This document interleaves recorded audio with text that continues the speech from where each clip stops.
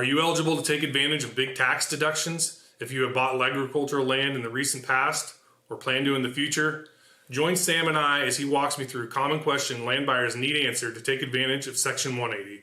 Along with those questions, he's going to walk me through a real world example. Matt Bose with Agrigrowth Consulting, and just last week I had a customer of mine as well as somebody I knew in the industry in back-to-back days ask me about Section 180 and what I knew about it.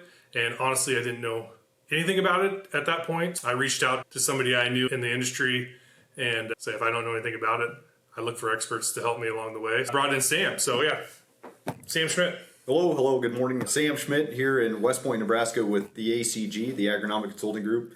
Excited to be here, Matt. Yeah. So today we're going to talk about Section 180, and there's really, when I think about what I've learned so far about it is there's three pieces that need to be addressed. There's a land buyer, the person who's bought the land.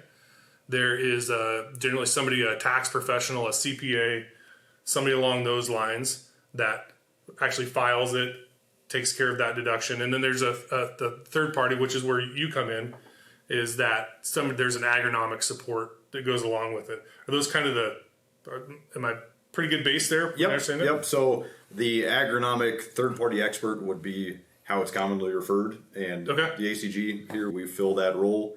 We've helped, let's say, dozens of CPAs, many landowners, land investors across the Midwest fulfill this need, provide our reporting. And Cool.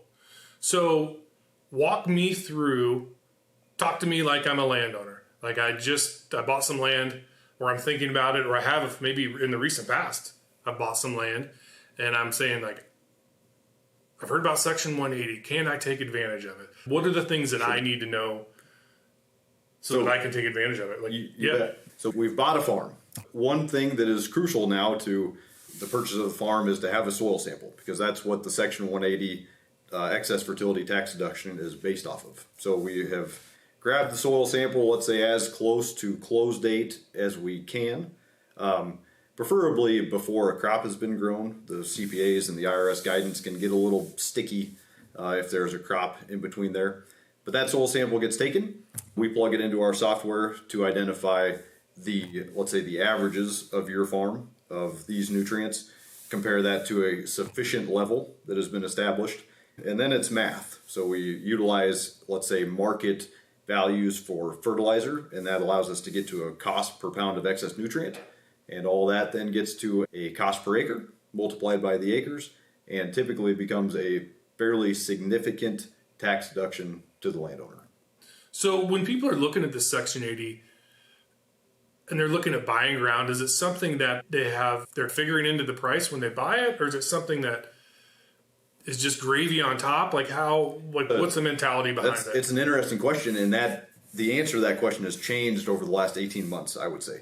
The players, you could say, are aware of this deduction, and I'm confident for sure locally, and I would say must be across the Midwest, is it has given landowners, let's say, the confidence to bid one more time. Okay. To take it another $1,000 from the auction.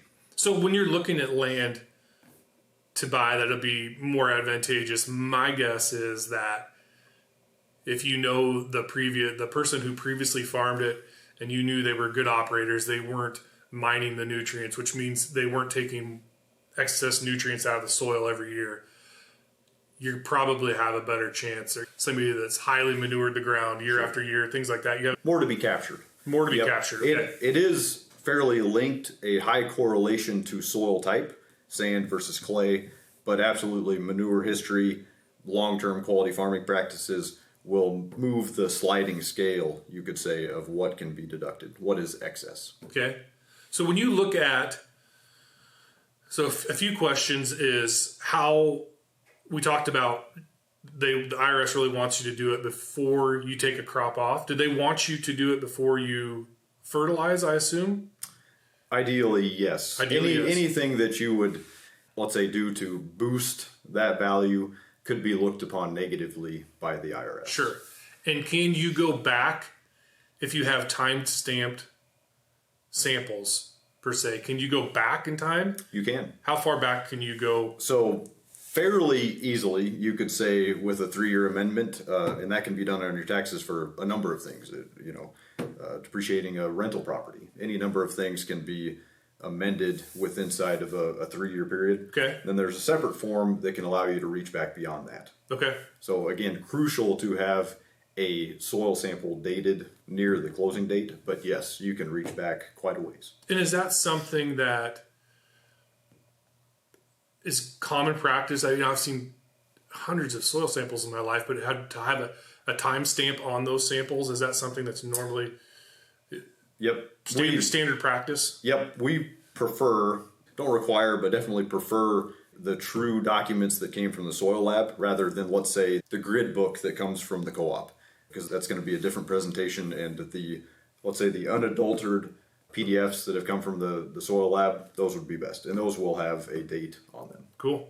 Right now, I don't think we mentioned it earlier, we're in West Point, Nebraska, for those, that's northeast Nebraska. Mm-hmm. And so geography, you guys, I was referred to you from people that you guys know this space really well. How big a geography do you cover? Are you covering within 60 miles of here? Or are you covering, how far can a person actually go and have an expert come out to their field and make sure that everything's done right, and IRS isn't knocking on your door and you're spending time in federal prison? That's crucial. Yeah. That's crucial. Yep. Yeah. Our infrastructure over the last, let's say, several years has grown that we can move certainly beyond Nebraska state lines, and really there's nothing keeping us from, let's say, outside of the lower 48. It'd be difficult to get to Hawaii and maybe do a soil sample, but for sure the lower 48, for sure the Corn Belt, for sure the Midwest. Okay. So who establishes, we talked about, you have to pull a soil sample. What nutrients are you soil sampling for? Are you soil sampling for just the macronutrients, micronutrients? By the macros, we're talking about N, P, and K, or some of the micronutrients. What are you actually sampling for? Sure. So when we, as part of our service, provide or pull the soil sample, we would do what would be considered the complete test out of, say, Midwest Labs. Okay. So to bring in all the micronutrients and put a value onto all of those. And like I said, we would recommend then a complete sample. We get the question a lot of time, do I have to grid? Does it have to be a grid sample? That was one of my questions. Yep, you bet. The IRS guidance doesn't really say anything about that as far as a requirement. So if a client, let's say, has a composite soil sample done and the date is proper and that's what we need to use, we'll use that. But our recommendation would be a grid. If, as a farming operation, you prefer a 2.5 acre grid or a 5 acre grid, we can do whatever fits your operation, fits your history. But so walk me through a grid. What a grid, when you talk about it, pulling a grid. Sure. Walk me through what that actually means. Sure. So you say I buy an 80 acres. Yep. And I come to you and I say, hey, I bought 80 acres. So the grid soil sample then would reference a geo-referenced soil sample. So meaning that we can go back to that spot at some point in the future. And that's really what makes it important for this Section 180. In the event of an audit, we would want our soil sample to be repeatable. Okay. A composite soil sample would be difficult. A grid would certainly help out the client in that scenario. So you're saying the composite would be you drive out to the center of the field, punch one hole. Yep. Or let's say a number, let's say what would be typical with a composite would be, let's say, 10 cores across this 40 acres in a bucket mixed up in the bag. Okay. Yeah. And so imagine the thinking out loud here that the fields that have more variability in them, we're around here and I can drive down the road and it's hilly. The soils are going to change probably dramatically from the blown out hilltops to the high organic matter bottoms. And then you get to Illinois where you have more uniform flat fields. Sure. Something like that. And I'll say even those where we're in the river bottom and we say, there's really not much change across this farm. Yep. There could be some in, let's say, iron. That has been a very important nutrient that we've seen provide a fair amount of value on this reporting. And that can be something that there's a large component to soil samples.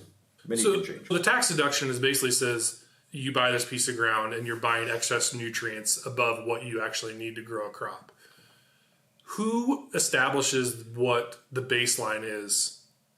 Where do those come about? Who establishes those baselines? So they're not necessarily laid out in the IRS guidance. Okay. But what has been done is, say, the ACG. We developed ours utilizing a number of lab memos, a number of university memos, as well as our consulting business observing what has grown a good crop or a fair crop, let's say, to provide a sufficient value. Yeah. So that's how those have been developed. Yeah. That's interesting to know. So if I'm hearing this right, you are basically like bulletproofing any kind of audit that may come down later on. Yep. With your worst case scenario, the IRS knocks on your door, says this is bunk. Like, you can't do this, and you're going to be able to roll out data and say, correct. This is in fact, we are not trying to pull one over. This is the history, and my guess is, even if you have a little bit of that, the IRS is going to be like, that's sufficient. So you had somebody professionally do it. Yep. You didn't have somebody that's randomly just guessing and saying like, oh, these numbers weren't pulled out of a hat. Okay. They are defensible. Okay. And yeah, so we want to keep people out of federal prison. Crucial. That's so good. A shared goal. Yeah. So let's just walk through a real world example. Help me. Like, I'm a landowner. I bought an 80. I call you up. Walk me through the process. I call you up and I say, hey, I bought an 80. I don't know. I heard about this Section 180. I sure would like a tax deduction. Sure. What were the next steps? So the questions we ask when we get that phone call, let's say, would be first, do you have a soil sample? And if yes, then we can absolutely utilize those soil samples in creating the report. If not, we have a team prepared to go out and grab that soil sample for you. Now let's say the results come back, we plug those into our program. They identify the averages across the parcel compared to the sufficient level. We create using market fertilizer prices, which we mentioned earlier, establish the cost per acre. And then all of this gets wrapped up into a report that includes the parcel ID, the report that we've spent a lot of time making very client and CPA friendly, supporting documents of the parcel, the soil samples from the lab, justifications for the sufficient values. All of this gets bundled up, emailed to you as a PDF, and that email is set up to be easy such that it can be forwarded directly as it is to the CPA. We want a very smooth process. That's what I think we have. Yeah. So then that's the portion, once you send that out, that you would say, this is what we're going to bill for at that portion. Yep. Yeah, our fee would be determined off of. Yeah. Correct. Yeah. No, that seems like a very seamless process to me. It is. Yeah. For somebody who may be a little bit intimidated by some of the things we've thrown around, like soil sampling, what are things of like, what's excess nutrients? What's all these questions? And sure, how do I do this? Who do I find to help me with this? How do I give it to my CPA so that they can understand it? And maybe we may not have a CPA that's well versed on this and all those different things along the way. You mentioned that it's been around for a number of years, but many CPAs are not professionals on this. And we take phone calls from CPAs, from land investors to comptrollers of family offices. We take these phone calls and we're happy to help explain this because it is intricate. Yeah. It is detailed. And I imagine bankers, this would be a great thing from a lending standpoint to understand too. Absolutely. Absolutely. If you've got so that's all inside of our service. Okay. Is when this email goes out, your CPA is absolutely invited to call us with questions. Okay. Cool. Well, yeah, I think I appreciate you spending the time you answered a ton of my questions, and I know I learned a lot here today. So people want to know more. Like, how do they find you? We mentioned you're in West Point, and we'll say we are right now. We're in West Point, Nebraska, and you travel basically the lower 48 right now. Yep. You said, I think you should go other places. You can go maybe to wrap a little vacation into Alaska or Hawaii. But yeah, like you can service any area. So how do people find you if they have more questions on this? Because you guys are, say, experts and you've done it. How many acres do you think you've probably done? Oh, we're into the tens of thousands, for sure, tens of thousands, into the millions of deductible value. Yeah, and all of that has created in us a preferred provider amongst many CPAs and land investors. Cool. You can reach out to us. Our phone number here at the office is 402-372-0112, or find us on our website at theacg.ag. Yeah, perfect. And I'll put links to this in down below so that a person can go in there and find those.